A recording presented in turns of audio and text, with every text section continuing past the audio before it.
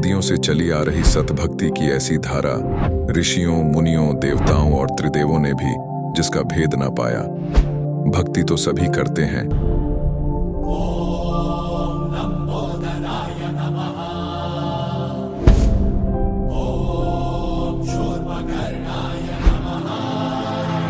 और हरदम यह सोच रहती है कि रहने के लिए आलीशान घर हो, घूमने के लिए बड़े बड़े पार्क हो, खाने पीने के लिए स्वादिष्ट भोजन हो, हम कभी बीमार ना हो, कभी दुखी ना हो और कभी भी ना मरे।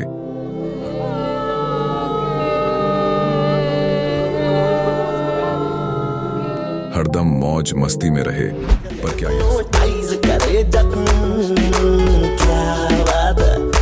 पर क्या यह संभव है? हम सब इतनी भक्ति करते हैं, व्रत करते हैं, श्राद्ध निकालते हैं, कावड़ लेकर आते हैं, बोले बोले, बोले, अरे बोले बोले, बोले। मंदिरों में जाकर मूर्ति पूजा करते हैं,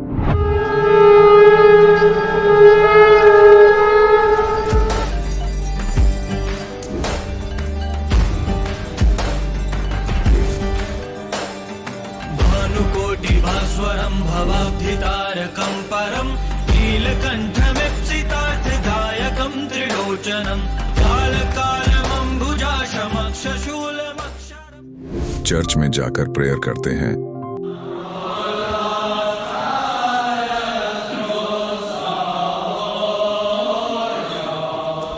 मस्जिद में जाकर नमाज अदा करते हैं,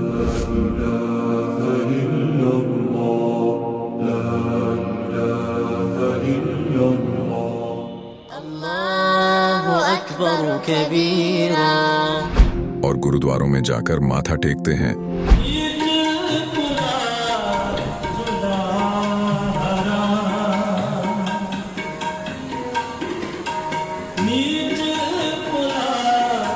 फिर भी दुखी क्यों है? लेकिन क्या आप जानते हैं वो कौन सी भक्ति है? वो भक्ति जिसने मीरा को जहर से बचा लिया, ध्रुव और प्रहलाद की रक्षा की, अंधे को आंखें और बहरे को कान दिए, कोढ़ी को काया दी, दुखियों को सुखी जीवन दिया, मरने वाले को जीवन दान दिया और लाइलाज बीमारियों को दूर किया। जब संत रामपाल जी महाराज जी से दीक्षा ले ली थी, उसके बाद जब उनका कुछ विद इन मंथ कैंसर में राहत मिली। जैसे हम लोग परमात्मा का आदेश आया, हम लोग हॉस्पिटल गए और ऑपरेशन कराया। भगत जी 1 रुपया का भी दवाई माता जी को खाना नहीं पड़ा, और जो डॉक्टर कैंसर है बताते थे, वही डॉक्टर के मुख से हमने ये सुना भगत जी कि ये चमत्कार कैसे हो गया। तो हॉस्पिटल में दिखाया तो कैंसर घोषित कर दिया डॉक्टर ने यहाँ। तो फिर इसके इलाज के लिए घूमे, इलाज भी नहीं हुआ, तो फिर घर पे थक के बैठ गए। कैंसर के लिए जिंदल हॉस्पिटल में रहा, उसके बाद सपड़ा हॉस्पिटल में रहा, उसके बाद जयपुर को दिखाया, उसमें कोई इलाज नहीं हुआ।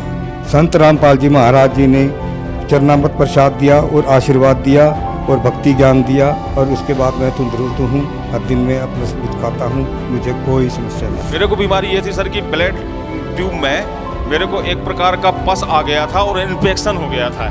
उस इन्फेक्शन को डॉक्टर लोग वो कह रहे थे कि इसमें आपको ऑपरेशन करना पड़ेगा। आश्रम पहुंचने में परमात्मा का नामदान लिया और जो उन्होंने मुझे उपदेश दिया, उस उपदेश देने के बाद उन्होंने आशीर्वाद दिया। आशीर्वाद देने के बाद तत्क्षण में मेरा ये रोग वहीं के वहीं दर्द बिल्कुल ठीक हो गया। भक्ति सभी करते हैं, लेकिन उपरोक्त लाभ सिर्फ सतभक्ति से ही प्राप्त होते हैं। आज भी सतभक्ति करने वाले हजारों लाखों लोगों को शास्त्र अनुसार भक्ति का अद्भुत अनुभव प्राप्त हो रहा है। आइए जानते हैं ऐसे ही लाखों श्रद्धालुओं में से एक सतभक्ति करने वाले इस श्रद्धालु का अनुभव। सर नमस्कार। नमस्कार जी। क्या नाम है आपका? सुरेंद्र सिंह जी। सुरेंद्र सिंह जी, कहाँ से आए आप? हम पंजाब से आए हैं, पटियाले से। सर, संत रामपाल जी महाराज जी से नाम दीक्षा लेने से पहले आप क्या भक्ति साधना करते थे? हम सर पहले तो 2001 में ठाकर सिंह जी की भक्ति करते थे, और उससे बाद 2010 में हमारे को पीर ने घेर लिया। हमने पीर की चाकरी की, 3-4 साल हमने चाकरी की पीर की। उससे बाद रामपाल जी का सत्संग टीवी ते चलदा सीगा, ਉਹਦੇ ਪ੍ਰਵਚਨ ਸੁਣਦੇ ਹੁੰਦੇ ਸੀਗੇ। ਔਰ ਸੁਣਦੇ ਹੀ ਸਾਨੂੰ ਪਤਾ ਲੱਗਿਆ ਵੀ ਅਸੀਂ ਭਗਤੀ ਕੀ ਕਰਨੀ ਹੈ ਔਰ ਕੀ ਭਗਤੀ ਕਰਦੇ ਸੀਗੇ। ਸਾਡੇ ਕੋਲ ਇੰਨੀ ਸੰਗਤ ਆਉਂਦੀ ਸੀ, 2000-2500 ਬੰਦਾ ਹੁੰਦਾ ਸੀਗਾ। ਅਸੀਂ ਬੜੀ ਆਪਣੇ ਆਪ ਨੂੰ ਇੱਕ ਗੁਰੂ ਦੇ ਪਦ ਤੇ ਬੈਠੇ ਸੀਗੇ ਤੇ ਗੁਰੂ ਸਮਝਦੇ ਸੀਗੇ ਵੀ ਅਸੀਂ ਲੋਕਾਂ ਦਾ ਭਲਾ ਕਰਦੇ ਸੀ। ਜਦ ਕਿ ਮੇਰੇ ਘਰ ਦੇ ਵਿੱਚ ਅੱਗ ਲੱਗੀ ਸੀ, ਮੇਰੇ ਬੱਚੇ ਬਿਮਾਰ ਰਹਿੰਦੇ ਸੀਗੇ, ਮੇਰੇ ਘਰ ਦੇ ਵਿੱਚ ਬਹੁਤ ਜ਼ਿਆਦਾ ਦੁੱਖ ਦਲਿੱਦਰ ਕਲੇਸ਼ ਔਰ ਬਿਮਾਰੀ ਦਾ ਕੋਈ ਅੰਤ ਨਹੀਂ ਸੀਗਾ। ਤੇ ਮੈਂ ਆਪਣੇ ਆਪ ਨੂੰ ਸੋਚਦਾ ਸੀਗਾ ਵੀ ਮੈਂ ਸਭ ਤੋਂ ਬੜਾ ਸੰਤ ਤੇ ਪੀਰ ਪਕੰਬਰ ਦਾ ਇੱਕ ਭਗਤ ਸੀਗਾ। ਤੇ ਲੋਕ ਮੇਰੇ ਕੋਲ ਆ ਕੇ ਬਾਬਾ ਜੀ ਤੇ ਮੇਰੇ ਪੈਰ ਲੱਤਾਂ ਘੁੱਟਦੇ ਸੀ, ਭਲਾ ਮੰਗਦੇ ਸੀਗੇ, ਪਰ ਲੇਕਿਨ ਮੈਂ ਆਪਣੇ ਘਰ ਦੀ ਅੱਗ ਨਹੀਂ ਮਿਟਾ ਸਕਿਆ। ਤੇ ਜਦੋਂ ਰਾਮਪਾਲ ਜੀ ਦਾ ਸਤਸੰਗ ਸੁਣਦੇ ਹੋਏ ਸਾਨੂੰ ਗਿਆਨ ਹੋਇਆ ਤੇ ਪਤਾ ਲੱਗਿਆ ਵੀ ਅਸੀਂ ਇਹ ਭਗਤੀ ਗਲਤ ਕਰ ਰਹੇ ਹਾਂ। ਟੀਵੀ ਦੇ ਰਾਹੀਂ ਨੰਬਰ ਲੈ ਕੇ ਤੇ ਸਾਨੂੰ ਚੰਡੀਗੜ੍ਹ 40 ਸੈਕਟਰ ਤੋਂ ਅਸੀਂ ਨਾਮ ਲੈ ਕੇ ਆਏ, ਨਾਮ दीक्षा लेती। ਜਦੋਂ ਨਾਮ दीक्षा। सर आपसे एक बात पूछना चाहेंगे यहाँ पर हम कि आपने बताया कि आप ठाकुर सिंह जी की भक्ति करते थे। ये ठाकुर सिंह जी कौन थे? ਸਨ ਠਾਕਰ ਸਿੰਘ ਰਾਧਾ ਸਵਾਮੀ ਦੀ ਇੱਕ ਸ਼ਾਖਾ ਹੈ, ਜਦ ਕਿ ਸਨ ਸਾਮਲ ਸਿੰਘ ਜੀ ਦੇ ਚੇਲੇ ਸਨ ਤੇ ਉਹਨਾਂ ਦੀ ਗੱਦੀ ਪ੍ਰਣਾਲੀ ਦਿੱਲੀ ਤੋਂ ਇੱਥੇ ਬੱਦੀ ਆਈ ਸੀ। सर आपने ठाकुर सिंह जी महाराज से नाम दीक्षा लेकर के कितने साल तक भक्ति की? सर ठाकुर सिंह जी नाम दीक्षा लेके हमने 12 साल भक्ति की। हमारे को कोई लाभ नहीं होया उससे और ना ही हमारे पीर ते छटकारा होया उस भक्ति से। सर आपने बताया कि आप खुद एक संत पद के ऊपर बैठे थे, काफ़ी सारे शिष्य भी आपको फॉलो करते थे, आपसे लाभ भी प्राप्त करते थे आपने बताया, लेकिन आपके खुद के ही घर में बहुत सारी समस्याएं हो गई थी। इसका क्या कारण मानते हैं आप? उसका सर ऐसे था, हमारे को ज्ञान तो है नहीं था, हमारे को ये नहीं पता था हमारे में क्या आता है। बोलता था पीर आता था, पीर आकर आता लोगों में भला कर जाता था। हमारे घर में इतना नर्क छोड़ जाता था, हमारे को सारी दिन सफाई करनी पड़ती थी, बच्चे को सामना पड़ता था, बीमारी बहुत ज़्यादा थी। हमारे को कोई तत्व ज्ञान नहीं था और कोई पता नहीं था भक्ति कैसे करनी है। वो आता था हमारे को नचाता था, हमारे को पीटता था, पीट के चला जाता था, तो चलो हमारे लोगों का भला कर देता था। जो राधा स्वामी पंथ है वो बहुत ज़्यादा पुराना पंथ है और काफ़ी लोग उनसे जुड़े हुए भी हैं, तो आपको ऐसा क्यों लगता है कि राधा स्वामी पंथ में आपको लाभ नहीं मिल रहा था?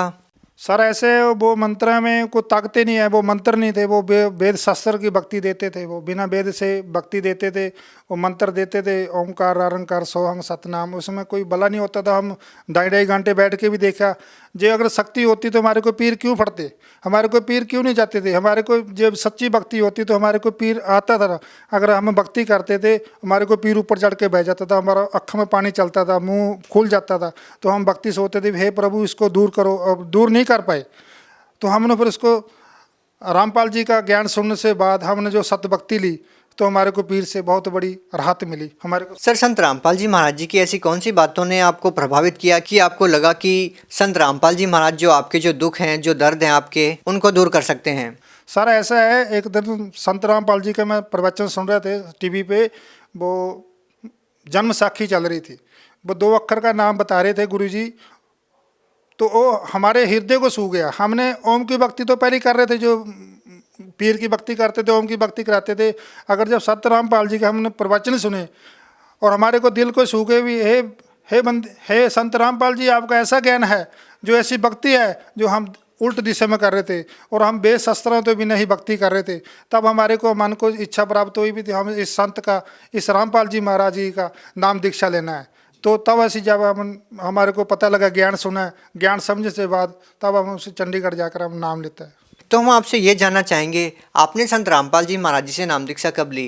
सर ऐसे है, हमने 2016 में नाम दीक्षा ली 1 जनवरी को। हम आपसे जानना चाहेंगे कि ज्ञान तो आपने बताया कि सही और वास्तविक ज्ञान आपको मिला, क्या आपको जो समस्याएं थी, आपको जो पीड़ाएं थी, क्या ये जो साधना करने से संत रामपाल जी महाराज जी ने जो मंत्र आपको करने के लिए दिए, उन मंत्रों की साधना करने से आपको लाभ मिले?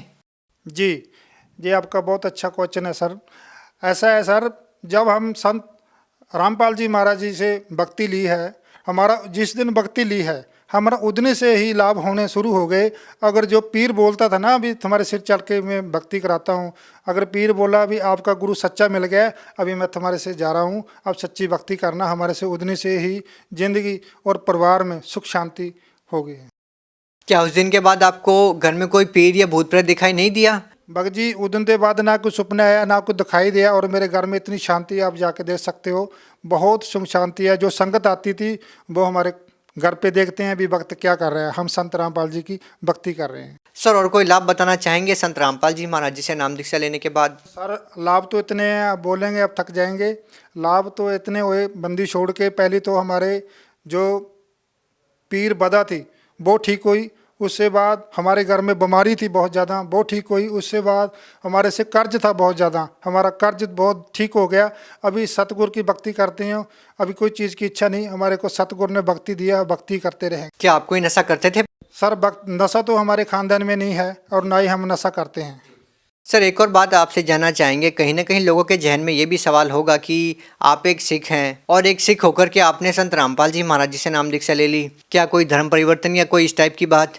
सर ऐसे है, रामपाल जी महाराज जी गुरु ग्रंथ साहब के मुताबिक भक्ति कराते हैं और गुरु ग्रंथ साहब की बहुत कदर करते हैं। हम सच्चे सिख गुरु ग्रंथ साहब को मान के हम उसी के आधार पे गुरु ग्रंथ साहब की भक्ति करते हैं। सर संत रामपाल जी महाराज के बारे में आप और क्या कहना चाहेंगे? सर ऐसे है, जो रामपाल जी महाराज दीक्षा लेता है, पहला गल तो ये है अभी नशा मुक्त हो जाता है और दाज नहीं लेता, बुराइयाँ छोड़ देता है और निंदा चुगली छोड़ देता है और सच के मार्ग पे चलता है। जो संत ऐसे कर्म से छुटकारा कराता है, अगर चढ़ाता है तो पृथ्वी पे इतने संत हैं तो क्यों नहीं चढ़ाते? इतने इतने सेंटर खोले हुए हैं, इतने इतने सेंटर खोले में भी हम नशा मुक्ति कराते हैं। पूरे पृथ्वी पे एक संत रामपाल जी है जो नाम दीक्षा दे के और नक्शा मुक्ति ते और दाज ते बुराइयां ते सारे तो छुटकारा कराते ने।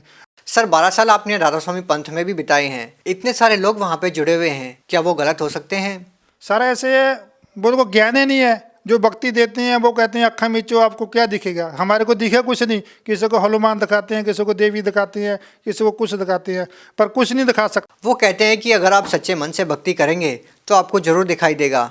भक्त जी वो सच्ची भक्ति नहीं है। हमारे को संत रामपाल जी की भक्ति लेने से बाद पता चला है भी ये भक्ति क्या है, ये क्या है। हमारे को पहले नहीं पता था। हमको गुरु तो पंजाब सिख खिलाऊंगा मैं तो गुरु अच्छा समझते नहीं, गुरु बनाओ, पर लेकिन हम गुरु बनाया था, पर लेकिन हमारे को इतनी नॉलेज नहीं थी भी गुरु कैसा होना चाहिए और गुरु की भक्ति कैसी कराते हैं। लेकिन राधा स्वामी पंथ से आप लोगों को ऐसा क्यों नहीं लगता कि इतने सारे लोगों के जुड़ने के बाद भी इतना पुराना वो पंथ है और संत रामपाल जी महाराज सही भक्ति बता रहे हैं? सर ऐसी कौन सी बातें हैं जो राधा स्वामी पंथ में और संत रामपाल जी महाराज जी की बातों में मैच नहीं करती? सर ऐसे है, जब हम राधा स्वामी पंथ से नाम दीक्षा ली तो वो उन्होंने नाम दीक्षा देने से बाद हमारे को कोई मर्यादा नहीं बताई, कुछ नहीं बताई, तो हमने उसकी भक्ति करते रहे। सर फिर ऐसा है, जब संत रामपाल जी के नाम दीक्षा लेने से बाद मर्यादा बताई और शास्त्र सारे खोल के दिखाए भी जे भक्ति करनी है, तो हमारे को मालूम पड़ा है भी जो शस्त्र खोल के अनुकूल शस्त्र अनुकूल भक्ति करा रहे हैं जे भक्ति सही है। अगर वो बिन शस्त्र से भक्ति दे रहे थे वो भक्ति सही नहीं थी, हमारे को लाभ नहीं हो रहे थे। तो संत रामपाल जी की भक्ति मर्यादा से और शस्त्र अनुकूल भक्ति करा रहे हैं। कबीर साहब को बता रहे हैं भी परमेश्वर है, वो साडा कबीर साहब पूरा गुरु है और संत रामपाल जी दी दीक्षा दे रहे हैं। जो संत रामपाल जी की भक्ति करने से 2 साल में लाभ हुए हैं और 10 साल में राधा स्वामी पंथ में व्यतीत करे हैं तब नहीं हुए, और वीर भक्ति की पीर की भक्ति करी तब नहीं हुए, जैसे 2 साल में संत रामपाल जी की भक्ति करने से लाभ हुए हैं मेरे को। और इतना सुख दिया दाते ने और स्वर्ग नरक से निकाल के स्वर्ग में बिठा दिया, और मेरा आज भी घर सतलोक जैसा बना हुआ है। और जितना भी माल के पहले हम दाने दाने से मुताज थे, अभी मेरे घर में इतने दाने हैं, चाहे 100 बंदा के रोटी लंगर छक ले गुरु जी का। और इतनी दया बंदी छोड़ने दी है। हमारे को इतनी गरीबी थी, इतना बुरा हाल था हमारे से, हम किसी को बता नहीं सकते। सर राधा स्वामी पंथ में लोग ये कहते हैं कि व्यक्ति केवल सांसारिक लाभ के लिए कैसे गुरु बदल सकता है, क्योंकि गुरु तो वो होता है जो आध्यात्मिक लाभ दे, जो रूहानी लाभ प्राप्त करवाए। केवल सांसारिक लाभ प्राप्त करने के लिए आप गुरु कैसे बदल सकते हैं? सर ऐसे है, जब आपको कोई तकलीफ हो, ठीक है सर, आप अपने गुरु पे जाते हैं तो हमारा गुरु ठीक कर देगा। अगर जो गुरु ठीक नहीं कर पाएगा भक्ति कैसे कर पाओगे, ठीक है ना सर। ऐसे है भी हम गुरु भी मानते हैं और दुखी भी रहते हैं। सर गुरु तो पूरा होना चाहिए ना, जो हमारे को ठीक करे और लाभ दे, तभी हम भक्ति कर सकते हैं। मान लो आपको कैंसर हो, अगर कैंसर हो तो गुरु पर जाए, गुरु ठीक नहीं कर पाएगा, हम कैसी भक्ति करेंगे? गुरु तो हमारा पूरा होना चाहिए ना। और भक्ति कुल भक्ति करा के दे और मंत्र तक भक्ति कराए तो तब ठीक हो जाएंगे, तभी भक्ति करेंगे, तभी हम गुरु के गुण गाएंगे। ठीक है सर। सर भगत समाज को आप क्या संदेश देना चाहेंगे? सर संदेश तो क्या, हाथ जोड़ के प्रार्थना कर सकते हैं भी बंदी छोड़ की शरण में आओ और सत्य भक्ति करो, इस काल जाल से छुटकर और सत्य लोक की भक्ति करो और सत्य लोक जाना है हमने। जी धन्यवाद। साहब जी।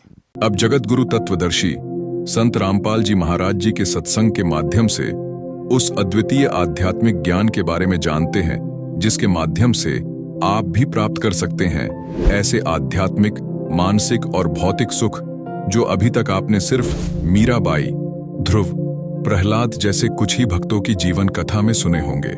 अब सुनिए तत्वदर्शी संत के संग शास्त्र अनुकूल भक्ति सत्संग, ऐसा अद्वितीय आध्यात्मिक ज्ञान जिसका है सर्वधर्मों के पवित्र शास्त्रों में प्रमाण। अब देखना गीता अध्याय नंबर 15, हम यहाँ 16 पाते हैं। द्वौ इमौ पुरुषौ लोके सर्च अक्षर एव च सर्व सर्वाणि भूतानि कटुष्ट अक्षर उच्यते। इसका अर्थ यह है कि इस लोक में जो सुप्रसिद्ध हम मानते हैं, दिवो माने दो, पुरुषो माने पुरुष है, दो भगवान है, सरपुरुष और अक्षर पुरुष। और जीवात्मा सबकी अविनाशी है और स्थूल शरीर ये सरपुरुष भी इनके अंतर्गत प्राणियों का भी नाशवान। या देखना इस संसार में नाशवान, सर्वमान्य नाशवान, अक्षर माने अविनाशी भी ये दो प्रकार के पुरुष हैं, दो प्रकार के भगवान हैं, प्रभु हैं। इन्हें लिख के में ज्ञान तो था ही नहीं, जहां इनका ना समझ में पुरुष लिख दे। पुरुष कौन होया? यहाँ पर कोई व्याकरण थोड़ी है, ये दातम ज्ञान है। तो संपूर्ण प्राणियों के शरीर नाशवान है और जीवात्मा अविनाशी कहा जाता है। अब यहां बताया 17वें में कि उत्तम पुरुष तु अन्य, उत्तम पुरुष तु अन्य परमात्मा इति उदाहरते है। ये लोक तरम आविश्य विभर्ति अवैश्वर। उत्तम पुरुष यानी वो श्रेष्ठ भगवान, वास्तव में श्रेष्ठ परमात्मा तो अन्य ही है, और है कोई इन दोनों से कोई और है, सरपुरुष से और अक्षर पुरुष से वो अन्य ही है। इन दोनों पुरुषों से वो कोई और है और वही तीनों लोकों में प्रवेश करके सबका धारण पोषण करता है। अविनाशी परमेश्वर परमात्मा इस प्रकार कहा गया है। पुण्यात्माओं, परमेश्वर ने 600 वर्ष पहले कहा था अक्षर पुरुष एक पेड़ है, निरंजन कहो, सरपुरुष कहो। सरपुरुष वह की डार और तीनों देवा शाखा है, ये पात्र संसार। ये जो उत्तम पुरुष है तो अन्य ये कौन है? ये परम अक्षर ब्रह्म है और जो तीनों लोकों में प्रवेश करके सबका धारण पोषण करता है, क्योंकि पूरे वृक्ष को जड़ों से ही आहार प्राप्त होता है। तो हमारा जो सतलोक के अंदर जो परमात्मा है वो प्रोक्ष है। यजुर्वेद अध्याय नंबर 40 के मंत्र नंबर 17 में, यजुर्वेद का अंतिम अध्याय है 40वां और अंतिम मंत्र है यजुर्वेद के उस 40वें अध्याय का 17वां मंत्र। उसमें और 15वें में तो गीता ज्ञान दाता अपने विषय में कहता है कि मेरा ओम नाम है, इस ओम नाम का सिमरण कर।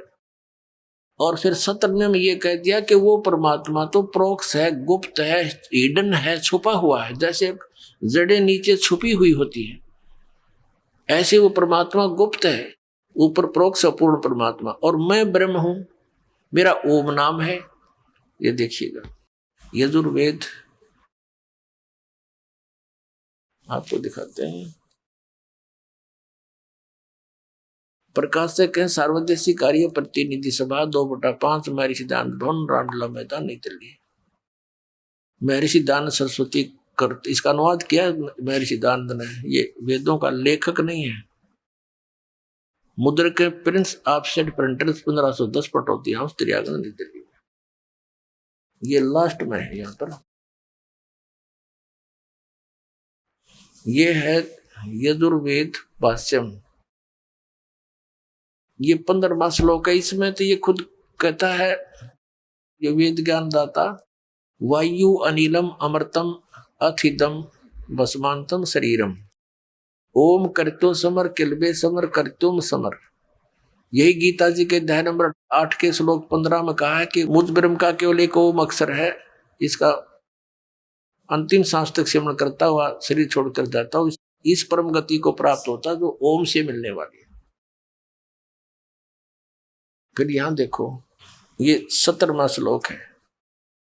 इसमें क्या लिखा है? मनुष्यों, जिस ज्योत स्वरूप रक्षक मुझसे अविनाशी यथार्थ कारण के आच्छादित मुख के तुल्य उत्तम अंग का प्रकाश किया जाता है, जो वह प्राण व सूर्य मंडल में पुरुष माने पूर्ण परमात्मा है। वह तो प्रोक्ष रूप है, वह गुप्त है, अहम और मैं ब्रह्म खम आकाश के तुल्य में, खम माने आकाश में, उस ब्रह्मलोक रूपी दिव्य आकाश में रहता हूं और मेरा एक ओम नाम ऐसा जानो। बस पुण्यात्माओं, अब फिर देखिएगा इस उल्टे लटके हुए संसार रूपी वृक्ष को। परमात्मा ने स्वयं आकर अपनी जानकारी दी कि अक्षर पुरुष एक पेड़ है, ये तना जो है ये अक्षर पुरुष समझो, इसका अक्षर पुरुष, और सर पुरुष इसे निकली हुई डार शाखा डार, और तीनों देवा शाखा है, ये पात रूप संसार। हम आगे यहाँ पात रूप में है और इसको जड़ से आहार मिलता है सबको। अपने आत्मा यहाँ ये अज्ञानी हमारे गुरु पूर्व के ये आपको फिर उलझा सकते हैं कि गीता ज्ञानदाता 15वें अध्याय के 18वें श्लोक में अपने आप को पुरुषोत्तम कहता है। वो क्या कहता है कि मैं तो लोक वेद के आधार से पुरुषोत्तम प्रसिद्ध होया हुआ हूँ।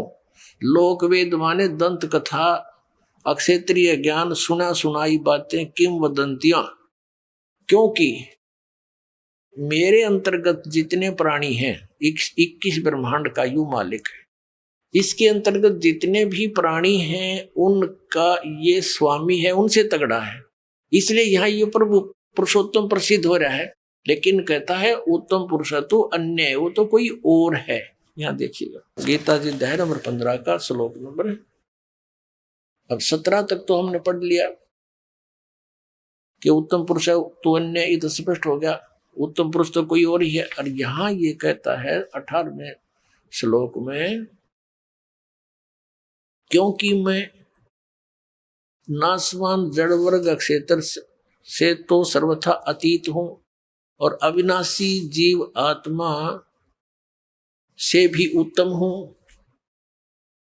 इसलिए लोक में और वेद में पुरुषोत्तम नाम से प्रसिद्ध हूं। अब ये क्या है कि यस्मात् क्षर अतीत है अहम अक्षरात अपि च उत्तम, अतः अस्मि लोके वेदे, यानी लोक वेद में दंत कथाओं से मैं पुरुषोत्तम प्रसिद्ध हूँ। प्रसिद्ध माने प्रसिद्ध हूँ, क्योंकि मेरे अंतर्गत जितने प्राणी हैं, ये चाहे वो स्थूल शरीर में है, चाहे वो अविनाशी जीवात्मा रूप में, उनसे मैं उत्तम हूँ, उनसे तगड़ा हूँ, इसलिए मैं पुरुषोत्तम प्रसिद्ध हो रहा हूँ। नहीं, वास्तव में तो पुरुषोत्तम यहाँ बता दिया इस 15वें अध्याय के अब 17वें श्लोक में कि उत्तम पुरुष है तो अन्य है, वो इन दो पुरुषों से कोई और है, और वही तीनों लोकों में प्रवेश करके सबका धारण पोषण करता वो अविनाशी परमेश्वर परमात्मा इस प्रकार का है। अब हम उस प्रसंग पर आते हैं कि परमात्मा स्वयं आते हैं और अपनी सच्चिदानंद घन ब्रह्म की वाणी में वो तत्व ज्ञान सुनाते हैं। पुणात्मा, हम पवित्र वेदों को सत्य मानते हैं। पहले थोड़ी सी कथा सुनाऊंगा उस परम पिता के यहाँ प्रगट होने की, फिर अपने सदग्रंथों से उसको सिद्ध करेंगे कि हु इज गॉड। हमारे पवित्र वेद वैसे तो ये मानव मात्र के लिए ही ज्ञान है, किसी धर्म विशेष व्यक्ति विशेष से संबंध नहीं है। फिर भी वेदों को, गीता को, पुराणों को हिंदुओं के साथ जोड़ दिया। चलो हम पहले अपने ही इस भाईचारे को समझो, बंधुओं को, इनको ही समझाएंगे, फिर पूरे विश्व को साथ लेंगे, क्योंकि हम एक पिता की संतान हैं। जीव हमारी जाति है, मानो धर्म हमारा, हिंदू मुस्लिम सिख ईसाई कोई धर्म नहीं है न्यारा। जब हम उस तत्व ज्ञान से परिचित होंगे हमें सब अपने से नजर आएंगे। जैसे आपको बताया कि सन 1398 संवत 1455 जेठ उतरते की पूर्णमासी को सुबह सुबह ब्रह्म मुहूर्त में वो परमात्मा सतलोक से चलकर आए, क्योंकि सतलोक के अंदर परमात्मा का शरीर बहुत तेजों में है। एक रोमकूप में करोड़ सूर्य मिला दे करोड़ चंद्रमा, उनके एक रोमकूप की इतनी शोभा है, यानी ये करोड़ सूर्य करोड़ चंद्रमा की रोशनी भी फीकी नजर आवे। यदि वो परमात्मा वह मानव शरीर में है, यदि वो परमात्मा एज इट इज यहाँ आ जा उसी प्रकाश युक्त शरीर में, तो हम उसको देख भी नहीं सकते, हमारी आंखें बंद हो जाए। फिर यहाँ आने का लाभ क्या हुआ? तो वो क्या करता, अपने शरीर को हल्का सरल बनाकर, हल्के तेज पुंज का अपना बना करके हल्का करके, और फिर वो यहाँ हमारे को मिलते हैं। तो ऐसे वो परमात्मा प्रत्येक युग में एक ऐसी लीला करते हैं कि एक बालक रूप धारण करते हैं और किसी सरोवर में कमल के फूल पर आकर विराजमान होते हैं, जिसके कारण उस परमात्मा को नारायण कहते हैं। नार माने जल, आयन माने उस पर आने वाला, उतरने वाला। अब जैसे हमने श्री विष्णु जी को नारायण मान रखा कि शेष नाग की सैया पर सोया था। चलो जो भी जल के ऊपर विश्राम कर ले उसने नारायण तक कह सके हैं, लेकिन अब उनकी सब शक्तियों से परिचित हम होंगे तब पता चलेगा नारायण कौन सा है। तो वहां वो आकर प्रकट होते हैं। तो वहां ऐसे ही प्रकट हुए। पहले थोड़ी सी एक बैकग्राउंड सुनाएंगे। ये नीरू निम्मा कौन थे? ये परमात्मा सत्यपुरुष, ये चारों युगों में आते हैं। सतयुग में इनका सतसुकृत नाम होता है, त्रेता में इनका नाम मुनिंदर होता है, द्वापर में उस परमेश्वर का नाम करुणामय होता है, और कलयुग के अंदर वो परमात्मा अपना यथार्थ नाम लेकर ही प्रकट होते हैं। कबीर देव, कबीर साहब, कबीर परमात्मा, अल्लाहू अकबर।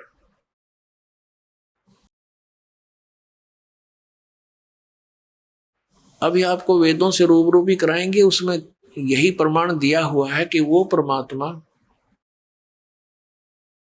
3 प्रकार के शरीर धारण करके 3 प्रकार के शरीरों में रहता है, यानी 3 प्रकार के शरीर से अपने पूरे ब्रह्मांडों की वो देखभाल करता है, धारण पोषण करता है। वो कैसी स्थिति है? 3 शरीर।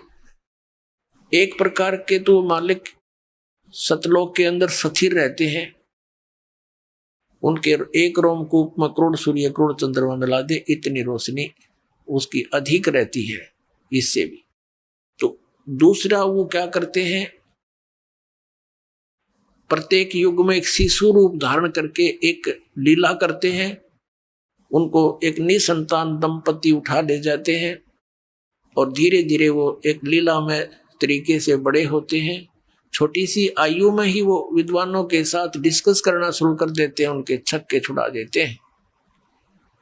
फिर वो बड़ा होते हैं, अपनी अमृत वाणी को बोलकर सुनाते हैं। वो लिपिबद्ध कर दी जाती है, उसको सच्चिदानंद घन ब्रह्म की वाणी अर्थात उसको सूक्ष्म वेद बोलते हैं, उसको तत्व ज्ञान भी कहते हैं। और तीसरी स्थिति यह है कि वो जब चाहे कहीं पर भी किसी महात्मा को आकर, संत को, अच्छी आत्मा को मिल आकर के और कभी भी मिल लेते हैं, कोई साधु वेश बना के, भक्त संत का भेष बना के। ये 3 स्थिति है उस परमात्मा की। तो ये द्वितीय स्थिति यानी शिशु रूप धारण करके आते हैं। तो ये नीरू निम्मा कौन थे? ये द्वापर के अंदर एक सुदर्शन भक्त हुआ है, वाल्मीकि जाति में। और वो परमात्मा जब कबीर साहब करुणामय नाम से आए हुए थे, वो उनका पक्का भगत था। और जिसने उन पांडवों की यज्ञ को संपूर्ण किया था, उस परमात्मा के इस सत भक्ति मंत्र से जो आपको प्राप्त हो रहा है। अब परमात्मा ने उसको ये यथार्थ ज्ञान दिया। सुदर्शन जी ने भगवान से कहा कि प्रभु मेरे माता पिता आपके ज्ञान को स्वीकार नहीं कर रहे हैं और ये बिल्कुल नहीं मानते, इनको समझाने की चेष्टा करो। परमात्मा ने बहुत बार कहा, लेकिन उन्होंने एक नहीं सुनी कि तू कहाँ से ले आया, विष्णु जी से ऊपर ब्रह्मा विष्णु महेश से ऊपर भगवान कहाँ आ गया तेरा, हम नहीं मानते। उनकी मृत्यु होगी। सुदर्शन जी जो थे, सुपद सुदर्शन वाल्मीकि, वो बड़े चिंतित थे। प्रभु ने कहा बेटा आप किस बात की चिंता किए हुए हो, ये तो सबने आना और जाना है, जो सत भक्ति नहीं करेंगे उनकी ऐसी ये चक्कर बना ही रहेगा। तो सुदर्शन जी ने कहा कि परमात्मा आप तो अंतर्यामी है, इस मरने और जीने की चिंता दास को नहीं है, मुझे चिंता ये सता रही है कि मेरे माता पिता कितनी अच्छी आत्मा के थे और आपके ज्ञान को ना स्वीकार करके अब उनकी के दुर्गति होगी, मैं चिंतित हूं। मरना तो कोई बात नहीं। और तब परमात्मा ने कहा भी, एक दिन भगवान ने कहा कि सुदर्शन चल तुझे सतलोक ले चलो। कहने लगा ले चलो मालिक, हम तैयार बैठा आपका दास। फिर परमेश्वर ने कहा कि कोई तेरी यहाँ इच्छा तो नहीं है किसी यहाँ संसार की किसी वस्तु में। तब उसने कहा परमात्मा और मेरी कोई इच्छा नहीं, एक इच्छा समझो और चाहे मेरी कमजोरी समझो। आप तो अंतर्यामी हैं कि मेरे माता पिता बहुत अच्छे थे, ये प्रभु उन्होंने भक्ति नहीं करी, अब वो कितना कष्ट उठा रहे होंगे। मेरी आपसे प्रार्थना है कि हे परमात्मा उनको किसी जन्म में अपनी शरण में ले लेना, उनका कल्याण करना। अब पुण्यात्माओं परमात्मा ने सोचा कि अब देख इतना ज्ञान दे दिया फिर भी इतना प्रेशर इसके ऊपर, इस अज्ञान का। फिर मालिक ने सोचा कि एक मुश्किल से एक भगत तैयार हुआ है और ये और रह जाएगा इस माँ बाप के चक्कर में। तब परमात्मा ने कहा बेटा तू चिंता ना करे, तेरे माता पिता को मैं अवश्य शरण बनूंगा और उसको पार कर दूंगा। तब वो प्रसन्न हो गया, खुश हो गया। अब मैं निश्चिंत हो गया भगवान कि अच्छा चाली तू अब मर ले, सतलोक में चल। अब उसको सतलोक भेजा। तो कहने का भाव ये है, यह भी कमजोरी है हमारी। अंत में जब तक हमारा हृदय यहाँ से कंप्लीटली नहीं हट जाएगा तो हम फिर यहीं आ जाएंगे। लेकिन जो साधना आप कर रहे हो ये अनमोल रत्न है, ये आपको यहाँ पर वापस मिल जाएगा। फिर इसका फायदा क्या हुआ, स्वर्ग में चले जाओगे, वहां देवता बन जाओगे, फिर मृत्यु होगी, फिर यहाँ 84 लाख में फिर भटकोगे। अब ये सुदर्शन का ये भी कमजोरी थी, वीकनेस थी उसकी, वो भी यही रखने की, काल के जाल में फंसाए रखने की। जैसे एक वृद्ध व्यक्ति कमजोर सा था, उसके अस्थि पंजर सा दिखा था।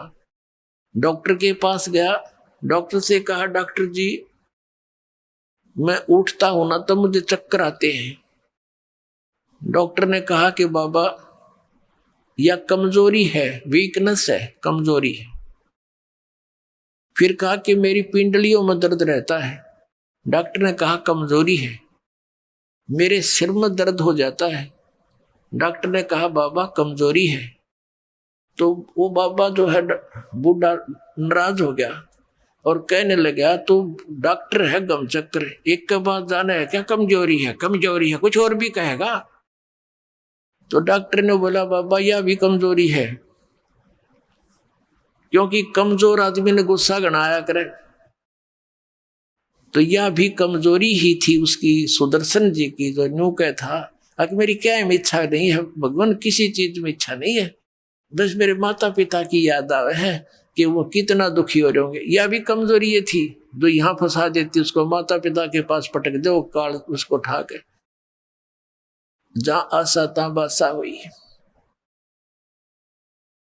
तो पुण्यात्माओं, अगले जन्म में वो सुदर्शन जी के माता पिता ब्राह्मण और ब्राह्मणी दोनों का योग हो गया।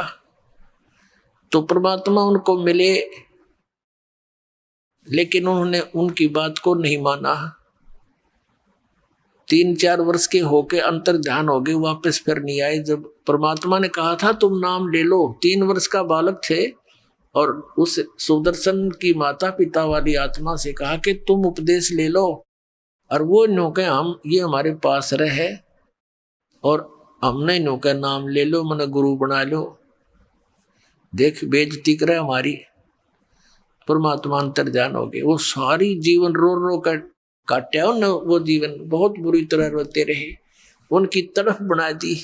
ये सचमुच भगवान थे, हमने मानी नहीं उनकी बात। अगले जन्म में वो फिर ब्राह्मण ब्राह्मणी का हो गया,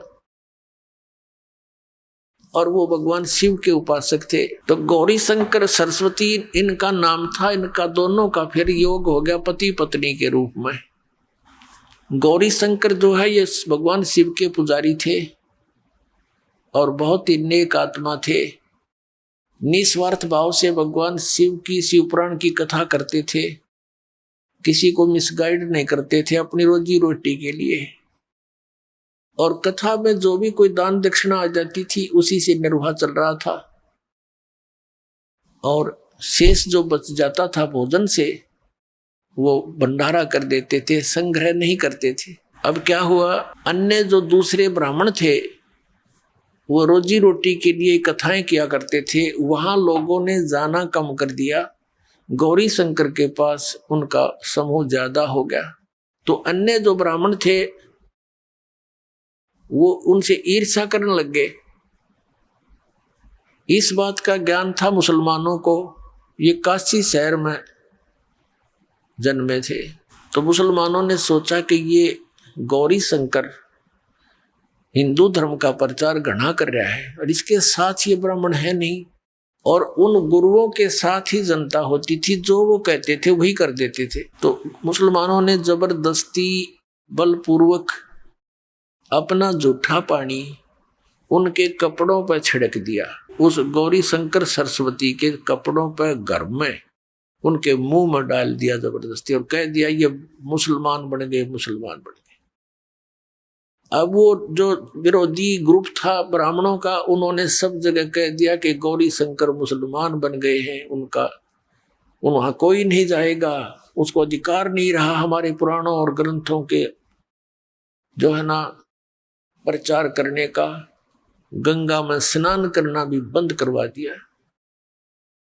अब वो विवश हो गए, निर्वाह की समस्या आ गई, तो उनका नाम रख दिया, एक का गौरी शंकर का नाम रख दिया नूर अली, जिसको नीरू कहने लग गए, और सरस्वती का नाम रख दिया नियामत, उसको नीमा कहने लगे। इस प्रकार नीरू और नीमा नाम से वो दोनों प्रसिद्ध हुए। निसंतान थे, उनका संतान नहीं थी।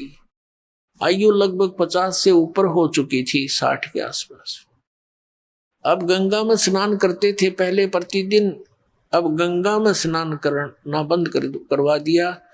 उनके लिए समस्या आई। तो उनको धीरे धीरे पता चला कि एक सरोवर है लहर तारा नामक, और उसमें गंगा का जल ही इन वर्षा के दिनों में जब ओवरफ्लो होकर चलती है दरिया, उछल उछल कर लहरों के द्वारा वो जल से बहुत बड़ा सरोवर का रूप धारण कर लेता है।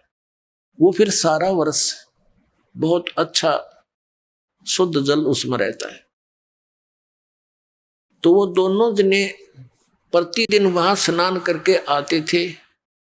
रोटी रोजी के लिए, निर्वाह के लिए उन्होंने एक सिंपल सा कारखाना लाया, यानी जिसमें कुछ भी खर्च ना हो, कपड़ा बुनने के। उसमें 4-5 डंडे से गाडने होते हैं, बस लकड़ी के काट के जंगल तक, और उसमें सूत लाकर लोगों से उनको बनाने की मजदूरी लेते थे। तो जिस कारण से वो कपड़ा बुनने के कारण जुलाहा नाम से प्रसिद्ध हो गए। अब वो संतानहीन थे।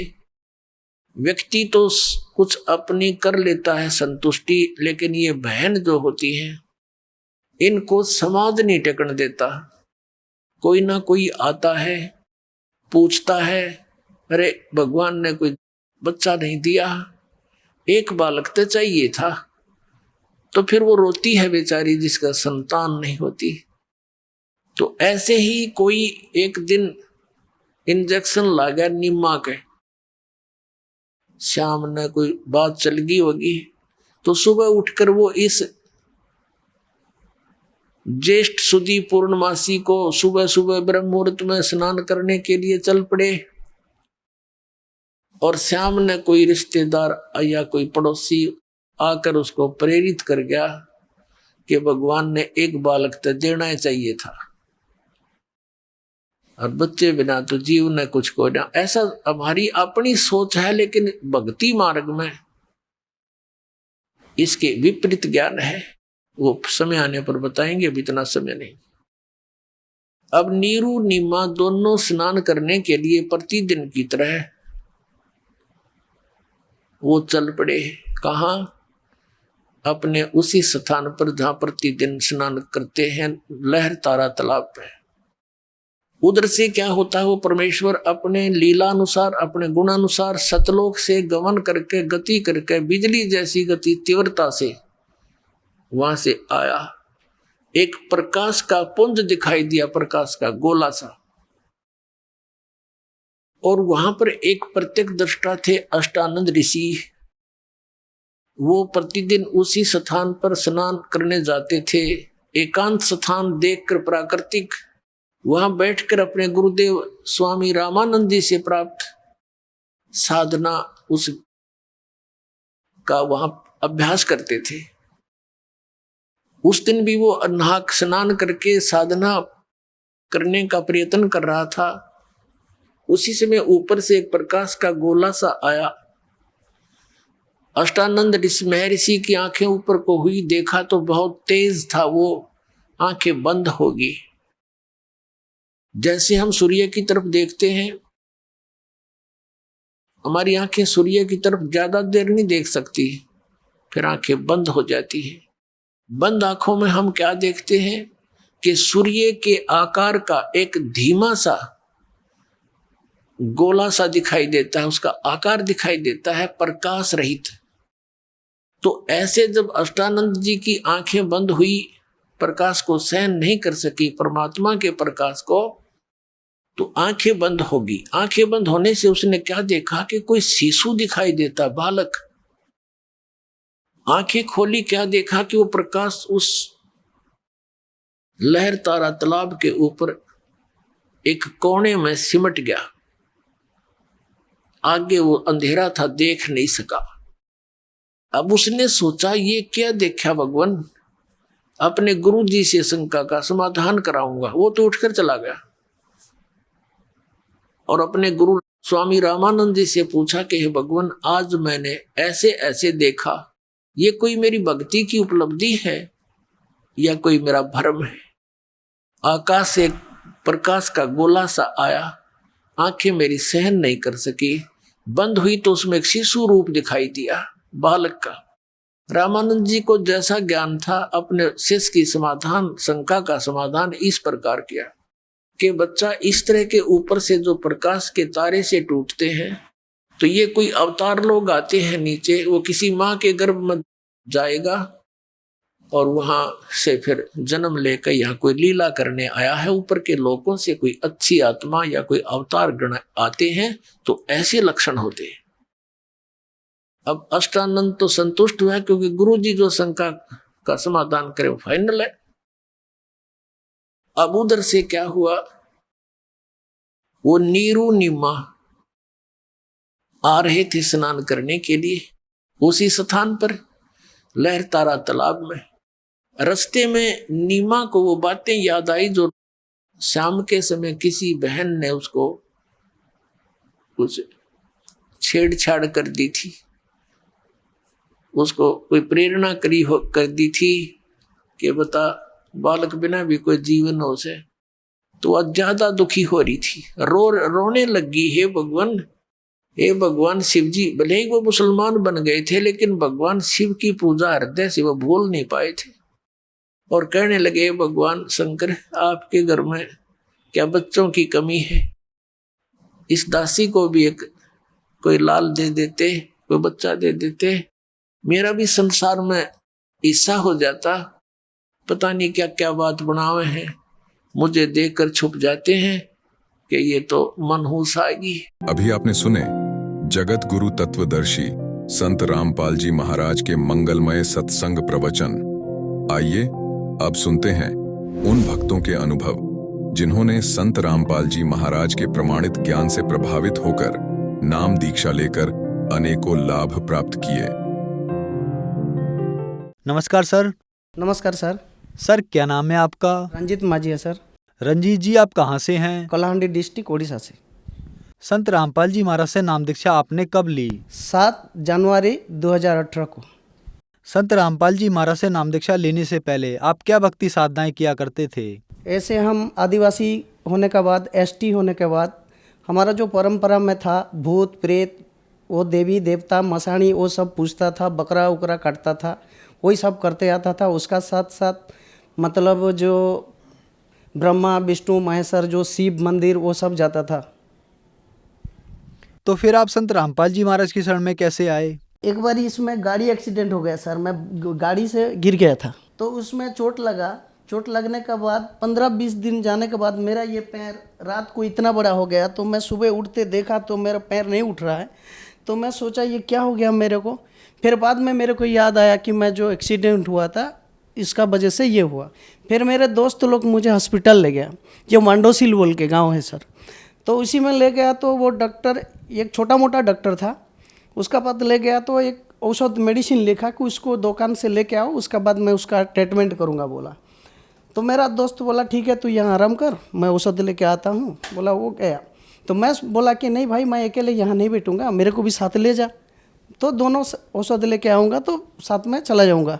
ऐसा सोच के जब गया तो वहाँ पर जो मेडिसिन दुकान जिसका है वो खुद एक डॉक्टर है, मंडोसिल का है, वो साहू डॉक्टर है, अभी भी उसका बड़ा दुकान है।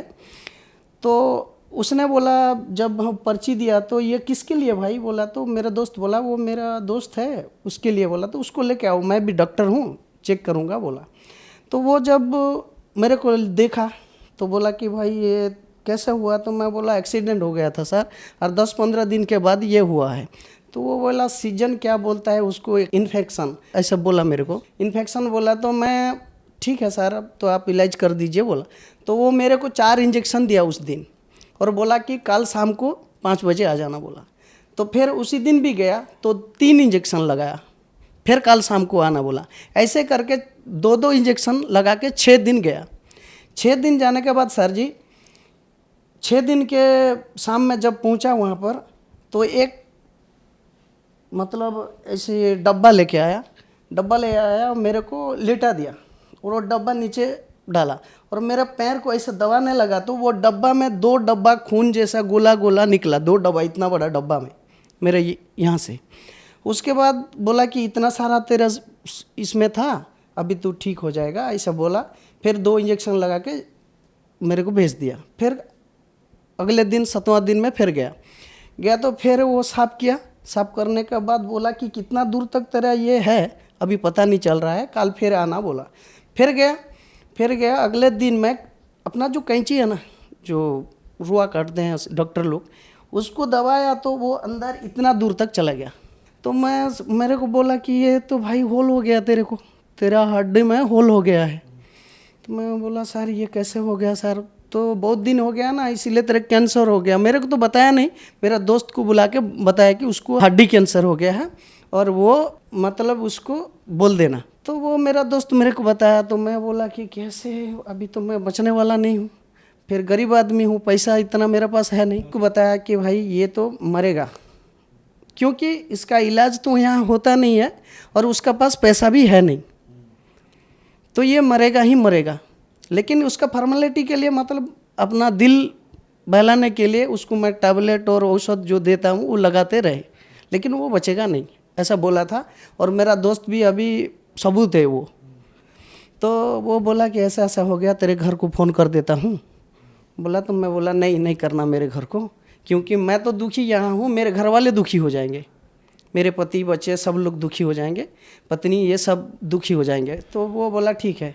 तो मैं क्या सर, उसी टाइम मेरे को, मैं उससे पहले ये ज्ञान गंगा पुस्तक, मेरे हेल्पर जो मेरे से काम करता था, हेल्पर, मैं मिस्त्री का काम करता हूँ, तो मेरा हेल्पर ज्ञान गंगा पुस्तक रखा था और उसको वो कवर में बंद करके अपना सिर पर तकिया दे के सोता था।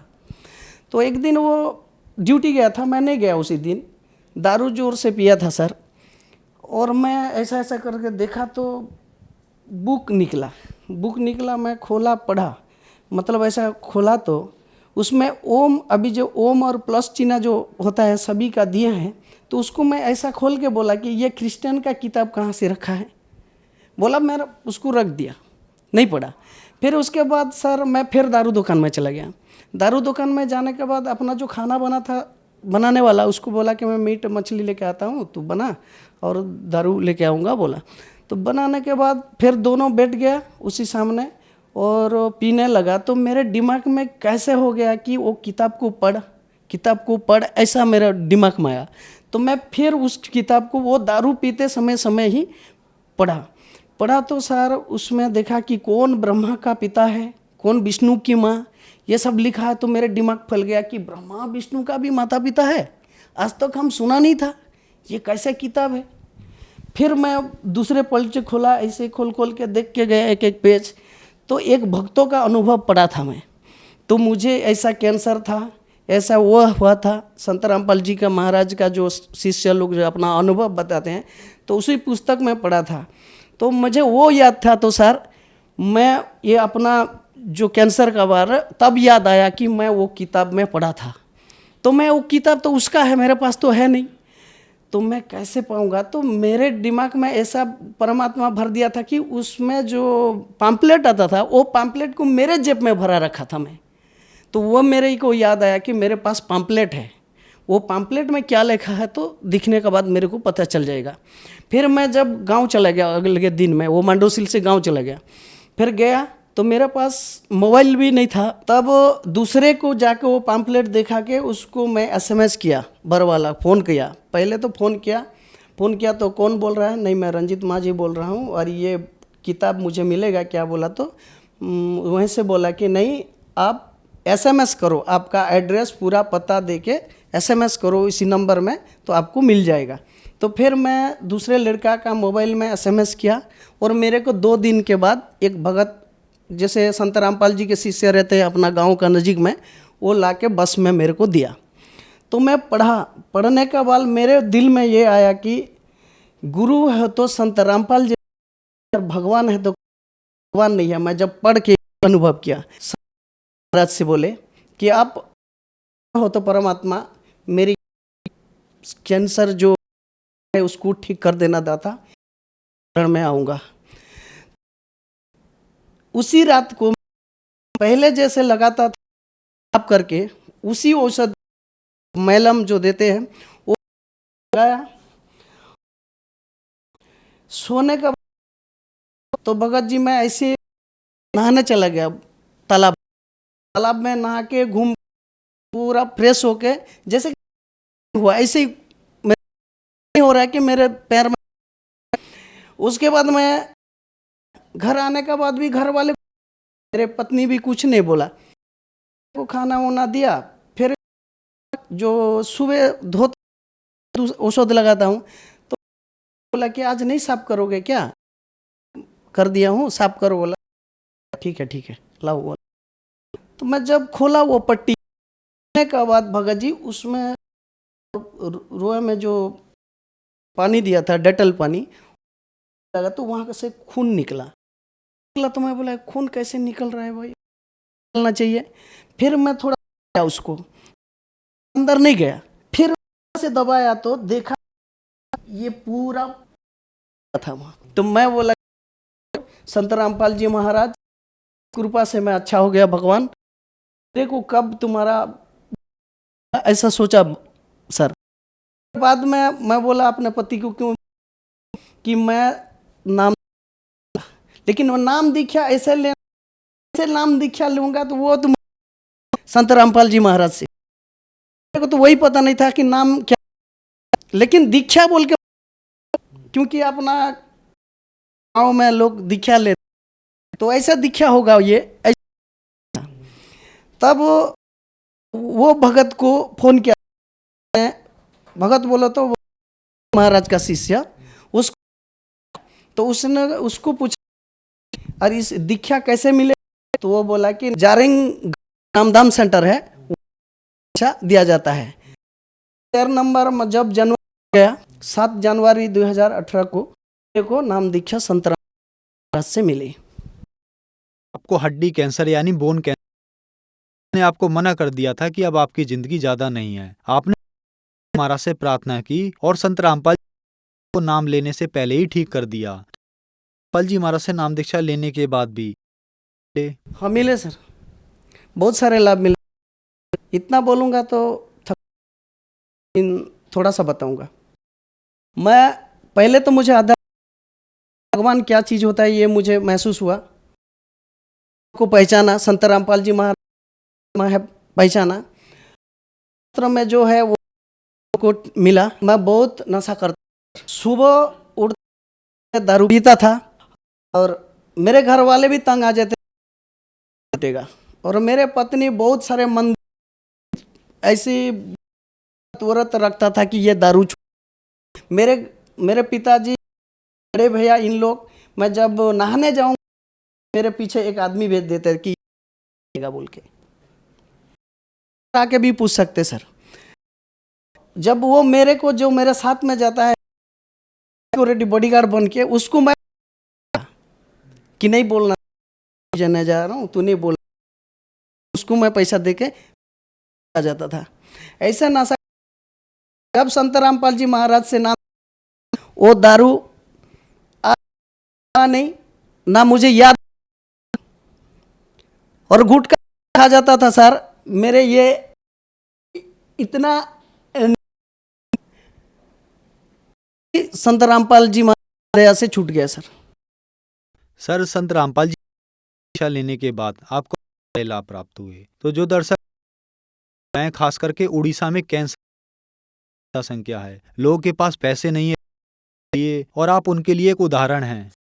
आज आपको देख रहे हैं और वो भी इन बीमारियों से ग्रस्त हैं, अब क्या कहना चाहेंगे? कहना है, उनकी प्रार्थना है वो संत रामपाल सत्संग सुने और संत रामपाल जी महाराज के अपना बीमार का ठीक हुआ हूँ, तो आप रामपाल जी महाराज के सत्संग देखे, जैसे टीवी में आते हैं, और अपना बीमारियाँ ठीक, उनको ये निवेदन करता हूँ कि आप नाली जाली बीमारी से ठीक। संत रामपाल जी महाराज से नाम दीक्षा कैसे ली जा सकती? संत रामपाल जी महाराज सारे टीवी चैनल में, उसके नीचे एक पीली पिट और उसमें एक नंबर आता में कांटेक्ट करने के बाद आपका जहाँ का नजीक का नाम होगा उसी का आएगा, आप नाम दाम लेकर कल्याण करा सकते हैं। यही मेरे धन्यवाद जी।